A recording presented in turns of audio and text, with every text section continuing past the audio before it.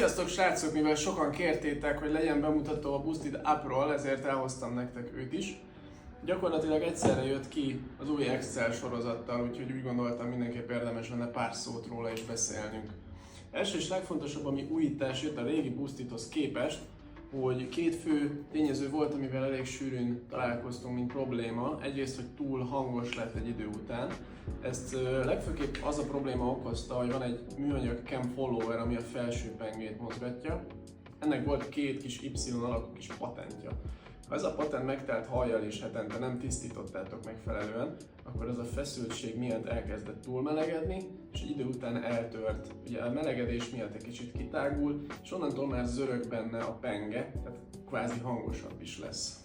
Ezt úgy oldották meg, hogy kicserélték az Ergo-ból ismert cam followerre, aminek nincsenek már ilyen kis patentjai, hanem csak két rugó rányomja erre a felületre. Tehát ennél fogva jóval halkabb is a gépünk, ami egy nagyon nagy plusz.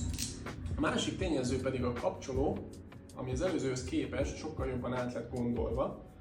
Gyakorlatilag ez a kapcsoló úgy lett kialakítva, hogy sokkal kisebb eséllyel jusson be bármilyen apró kis szősz, kis haj, bármi olyan tényező, ami miatt kontaktos vagy bármi probléma lehet. Tehát sokkal masszívabb ebből adódóan, illetve lett egy extra kis burkolat, ha megnézitek majd a közeliekről, a motor, gyakorlatilag a motor körül, ami elnyeri úgymond a rezonanciát.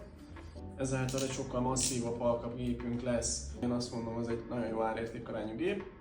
Ha a dobozba belenézünk, ugye akkor szokásos módon láthatjuk a dokkolót. Három különböző szín, türkisz, fehér, illetve fekete különböző variációit tudjuk kombinálni. Igazából egy töltő. Jár hozzá a kék színű tight mágneses talpszett, 7200 RPM, dupla mágneses talpak, DLC penge, teljesen újra gondolt forgómotor.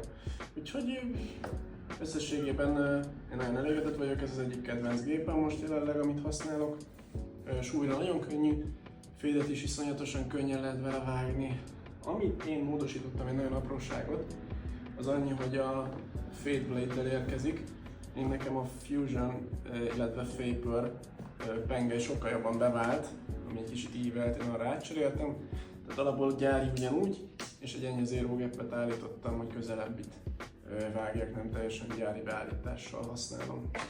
Jó, írjátok le kommentben, mit gondoltok róla. Megérné ezt a különbséget, hogy upgrade-eljünk a régiről? Én szerintem határozottan, hogyha ezen gondolkodtok. Szerintem egy nagy előrelépés a cégtől, és várjuk a következő gépeket.